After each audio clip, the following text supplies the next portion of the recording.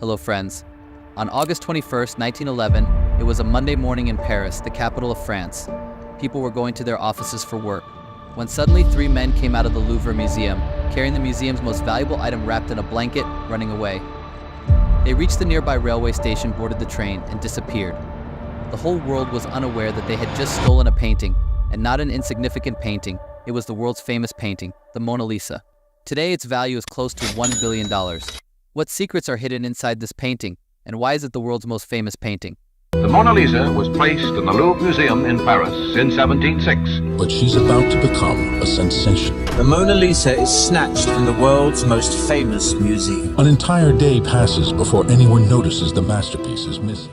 The Mona Lisa was painted in 1503 by an Italian artist, Leonardo da Vinci, who was not just a painter but also an engineer, scientist, sculptor, architect, and theorist. But whose painting was it? The first conclusion was made by an Italian artist, Giorgio Vasari, who wrote Leonardo da Vinci's autobiography in 1550. According to Vasari, this woman was Lisa Gardini, who was married to Francesco del Giocondo, a silk trader from Florence. He claimed that Francesco had commissioned the painting for his wife.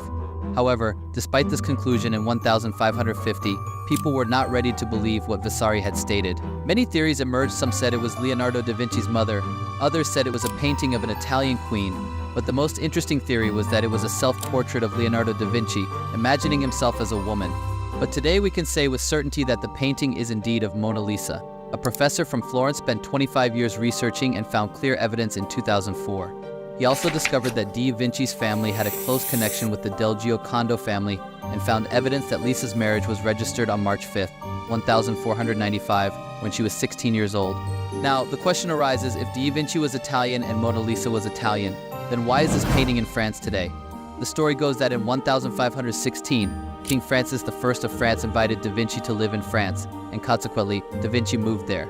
Historical records are not clear on this, but it is said that da Vinci had not yet completed the painting. Even 15 years after starting the painting, he was still working on it to improve it.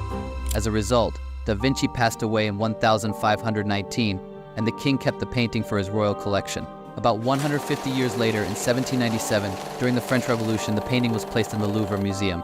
Interestingly, this is why the painting was stolen in 1911, which we mentioned at the beginning of the video. The mastermind behind the theft was Vincenzo Peruggia, who, along with two friends, stole the painting. He was an Italian nationalist. But wait, first, let's know the speciality of this painting. Why is it so special? The first reason is that it was not painted on paper or canvas but on poplar wood. And the second thing is that it was the first painting of its time in Italy that focused so closely on a person. Da Vinci used a special painting style in this painting called sfumato, the technique of blending. Returning to the theft of the Mona Lisa, it turns out that the mastermind, Vincenzo Peruggia, was an employee of the Louvre Museum. As soon as the news of the theft spread, headlines were published worldwide. Many detectives tried to find it, but nothing was found. Vincenzo kept the painting in his house for 2 years and finally, growing impatient, tried to sell it to an art dealer in Florence. Upon seeing the stamp on the painting, the dealer confirmed that it was that stolen painting. As a result, Vincenzo was caught and sentenced to 6 months in prison. Afterward, the painting was returned to the Louvre Museum on January 4th, 1914. I hope you liked this video. Thank you for watching.